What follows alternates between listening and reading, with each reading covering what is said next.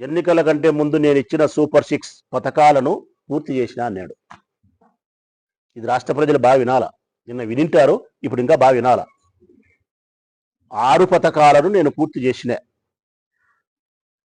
ఇచ్చిన మాట ప్రకారము ఈ రాష్ట్ర ప్రజలకు 6 పథకాలను అమలు చేసిన. ఇక ఎవరే కానీ సూపర్ 6 పథకాలు ఇవ్వలేదని ఎవరైనా మాట్లాడితే వాళ్ళ నాలుక నిలబెట్టి మందం అన్నాడు. అంటే మేము వైఎస్ఆర్ కాంగ్రెస్ పార్టీ వాళ్ళము సూపర్ 6 6 పథకాలను అమలు చేయలేదని చెప్పి మేము మాట్లాడుతున్నాం కాబట్టి ఇంకా మాట్లాడద్దు, నేను ఇచ్చిన తర్వాత కూడా మీరు ఇట్టే మాట్లాడితే కదా మీ నాలుక మందము అని చెప్పి మమ్మల్ని మాట్లాడినాడు. ఎక్కడిచ్చినాడు 6 పథకాలని చెప్పి ఆయన వివరణ ఇచ్చినాడు. 1, తల్లికి వందనం పథకం ఈరోజు ఇచ్చినా అన్నాడు. తల్లికి వందనం పథకం ఈరోజు ఇచ్చినా అన్నాడు. అసంపూర్ణంగా ఇచ్చినాడు. సరే పర్వాలే, పక్కన పెడదాం. గ్యాస్ 3 సిలిండర్లు వేసినా అన్నాడు. చెప్పినా కదా మొన్న కూడా, ఇప్పుడు చెప్తారా. 100 మంది ఆడవాళ్ళని అడగమను, 70 మంది పనిలేదంటారు, 30 మంది లెక్కబడింది అంటారు. అది కూడా అసంపూర్ణమే. 2 పథకాలు అయిపోయినాయి. 3వది ఆగస్టు 15 తారీఖున ఉచిత బస్సు అని చెప్పినాడు. ఆగస్టు 15 ఉచిత బస్సు ఇంకా పెడతానాడంట, అయిపోయిందంట. పోనీ అది కరెక్ట్గా చెప్పినావా? లే, జిల్లాలకే పరిమితము, పల్లె వెలుగులకే పరిమితం. అంటే ఈ రాష్ట్రంలో ఆడవాళ్ళకి గతి ఏంటంటే ఇంకా పల్లె వెలుగులే.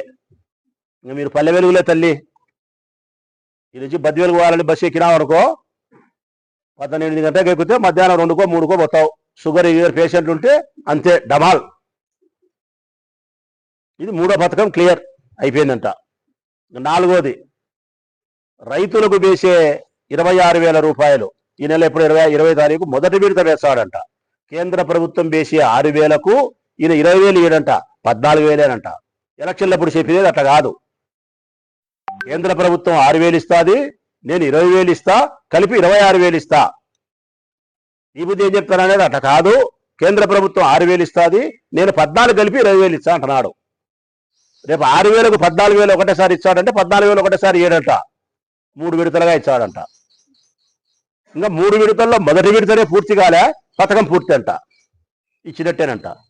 ఆగస్టు 15 బస్సు ఎక్కలే, ఒక అమ్మ కూడా పెట్టినట్టేనంట. తల్లికి వందనం ఇంకా బయలు డబ్బులు అసంపూర్ణము, ఇచ్చినట్టేనంట. గ్యాస్ సిలిండర్లు 70 మందికి వెళ్ళే, 30 మందికి పడింది, పూర్తి చేసినట్టే. పారవాలే. ఈ 4 పథకాలంటే ఏదో అరో కొరో వేసినాడో వేయలేదో ఇంకొకటో కనీసం ల్యాన్సింగో గీన్సింగో బాన్సింగో అయింది అనుకున్నాం. అసలేనట్టు 2 ఆడబిడ్డనిది. ఇది ప్రధానంగా వాళ్ళ ఎన్నికల్లో గెలవడానికి ఉపయోగపడినటువంటి ప్రధానమైనటువంటి హామీ. ఈ రాష్ట్రంలో ఎంతమంది ఆడపిల్లలు 18 సంవత్సరాలు పూర్తి చేసుకొని 59 సంవత్సరాల వయసు వరకు 60 సంవత్సరాలకు దిగువన ఉండేంత వరకు ఎంతమంది ఆడపిల్లలు ఉంటే అంతమందికి 1,500 చొప్పున ప్రతి నెల మీ అకౌంట్లో జమ చేస్తానని చెప్పినాడు. ఈ పథకానికే మా ఆడవాళ్ళందరూ ఆశపడింది. కారణం, ఇంట్లో 2 3 ఆడపిల్లలు ఉంటే ఖచ్చితంగా వాళ్ళకి 20 ఏళ్ళు, 22 ఏళ్ళు, 20 ఏళ్ళు, 30, 40 అన్నీ ఉంటుంది వయస్సు. ఇంకా దానికి వయస్సు పెద్ద ఇబ్బంది రాదు.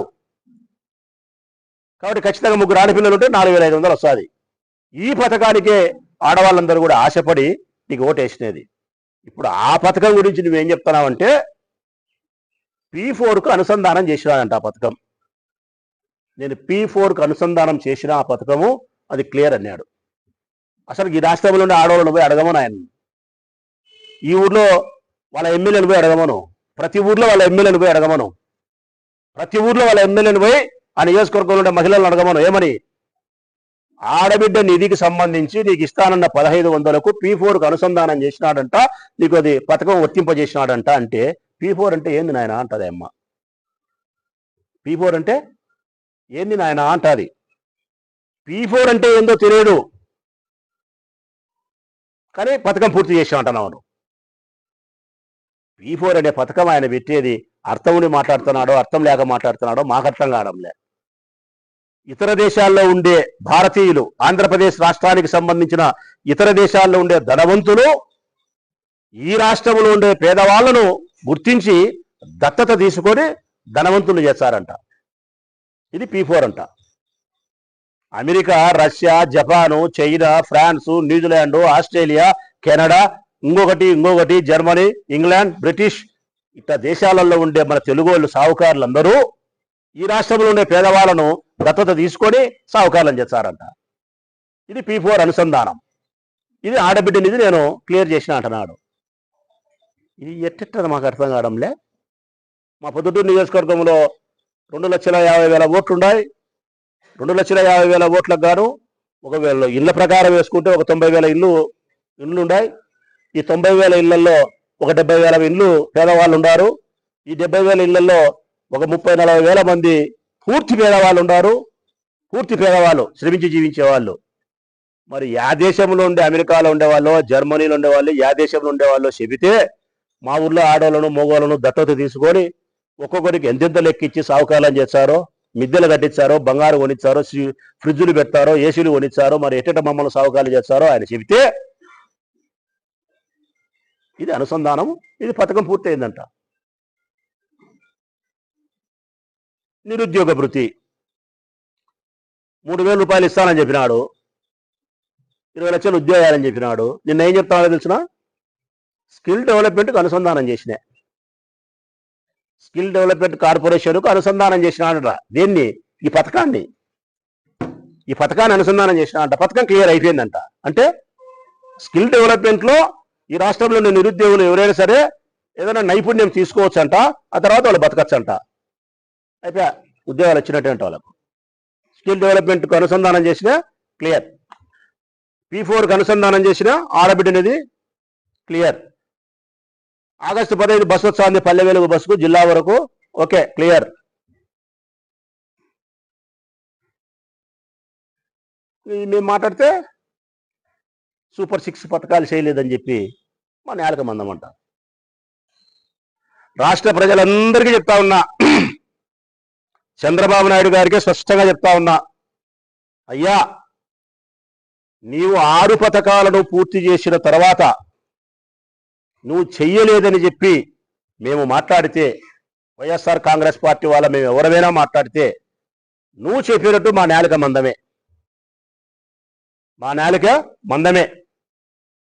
నువ్వు 6 పథకాలను పూర్తి చేయకుండా P4కు అనుసంధానం చేసిన, స్కిల్ డెవలప్మెంట్కు అనుసంధానం చేసిన అనే వంకరకు సంబంధించినటువంటి మార్గాలలో నువ్వు చెప్పి ప్రజల మనసును మెప్పించకుండా, వారికి ఇవ్వాల్సినటువంటి పథకం తాలూకు డబ్బులు ఇవ్వకుండా, ఈ పద్ధతుల్లో నేను పథకాలు పూర్తి చేసినా అని చెప్పి వంకర టింకరగా మాట్లాడితే, నేను ఇయ్యకపోయినప్పుడు కూడా ప్రజలు ఇచ్చినట్టే అనుకోండి, పథకాలను పూర్తి చేసినట్టే అనుకోండి అని నువ్వు చెబితే,